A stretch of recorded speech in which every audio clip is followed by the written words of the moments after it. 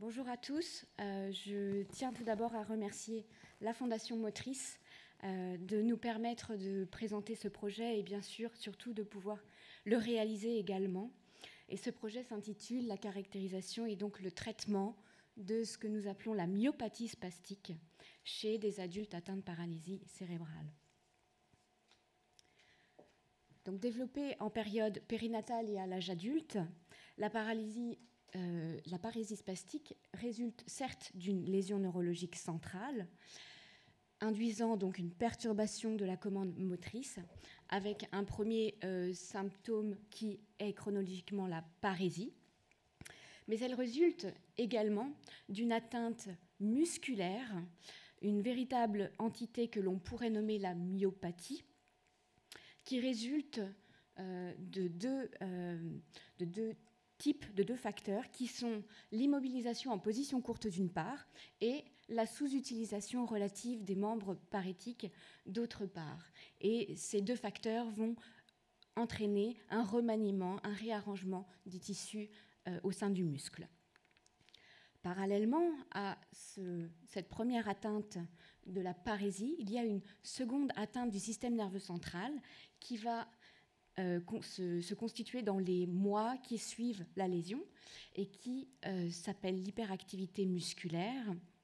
Elle peut être de plusieurs types, cette hyperactivité musculaire, la plus connue étant la spasticité, mais on retrouve également deux autres types que sont la dystonie spastique, qui consiste en fait à avoir une contraction involontaire lorsque le muscle est à l'état de repos, et la cocontraction spastique, qui se caractérise par une activité du muscle antagoniste lors de l'activité agoniste d'un mouvement volontaire, comme par exemple de la marche.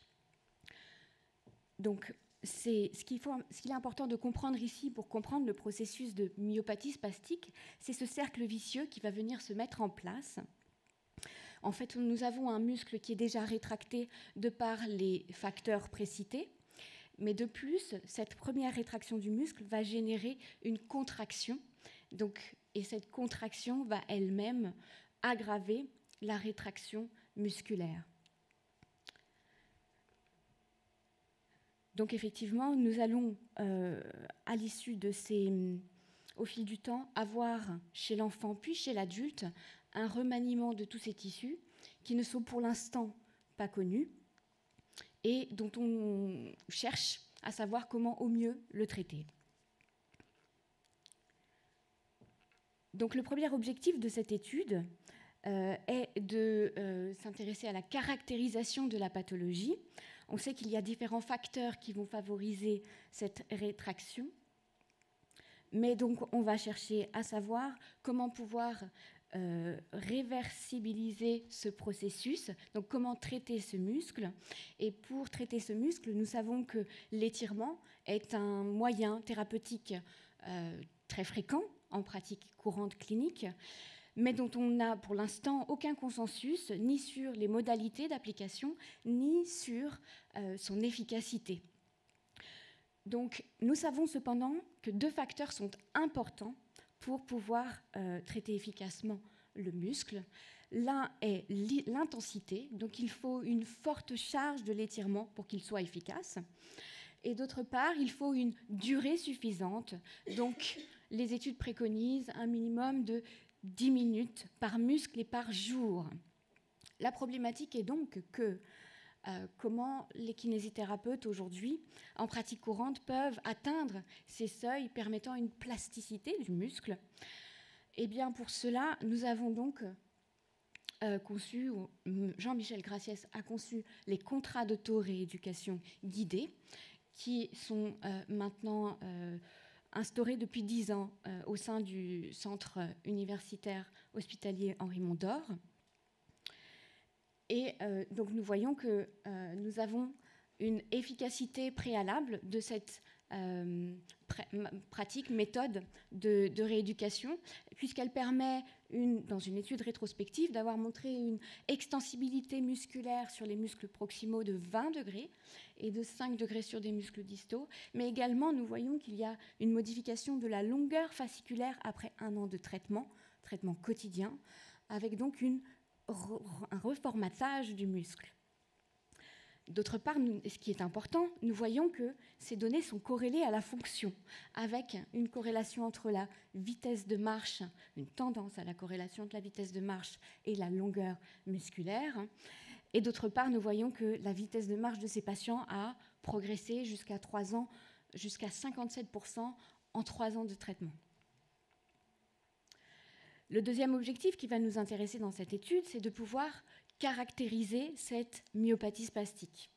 Nous savons que les différents facteurs précités, immobilisation, hyperactivité musculaire, vont générer différentes modifications comme la modification de la synthèse protéique, puis au sein du muscle une atrophie, une perte de masse du muscle, mais également une accumulation du tissu conjonctif au sein des enveloppes, comme nous le voyons sur cette image. Et donc, en réponse à cela, une diminution qui va fortement décroître, une diminution qui va être de plus en plus importante avec l'âge de l'extensibilité musculaire. Nous savons, chez l'enfant ou à l'âge pubertaire, adolescent, nous avons des données d'études indépendantes caractérisant ces différentes modifications. Par contre, la littérature est absente ou très peu bavarde sur l'âge adulte et donc sur les modifications à cette avancée-là.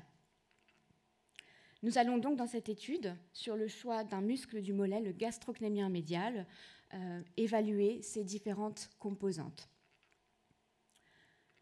Donc cette étude va inclure 40 patients répartis en 2 groupes, par tirage au sort, un groupe avec cette méthode expérimentale et un groupe contrôle où il y aura donc de la kinésithérapie conventionnelle et nous évaluerons les patients avant et après traitement. Dans ce programme d'étirement, nous voyons qu'il y a 2 types de techniques qui seront évaluées.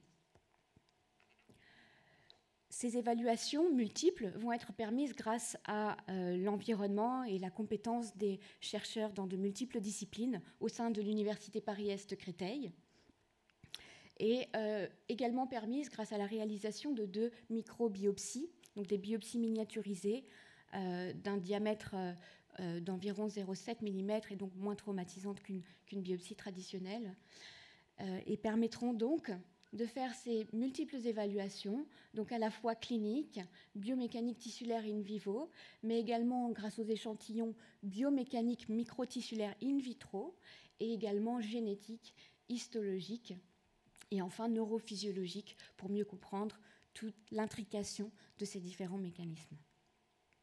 Les bénéfices attendus pour cette étude sont multiples. Ils sont bien sûr et avant tout d'ordre fonctionnel, permettant aux patients avec quelques degrés d'extensibilité d'avoir une amélioration de la fonction, mais également des répercussions économiques avec une diminution du nombre de séances de rééducation et surtout l'évitement de chirurgie. Ces répercussions fonctionnelles vont également se faire au niveau social avec une facilité de la réinsertion sociale et professionnelle de ces patients-là. Mais également, cela leur permettra d'avoir une image différente de leur propre corps et d'agir, d'avoir des interactions qui peuvent être différentes avec les autres. Et enfin, et surtout en tant que soignant, cela va permettre de pouvoir avoir une meilleure connaissance et donc induire un changement dans les pratiques cliniques afin d'aller vers le meilleur intérêt de ces patients. Je vous remercie de votre attention.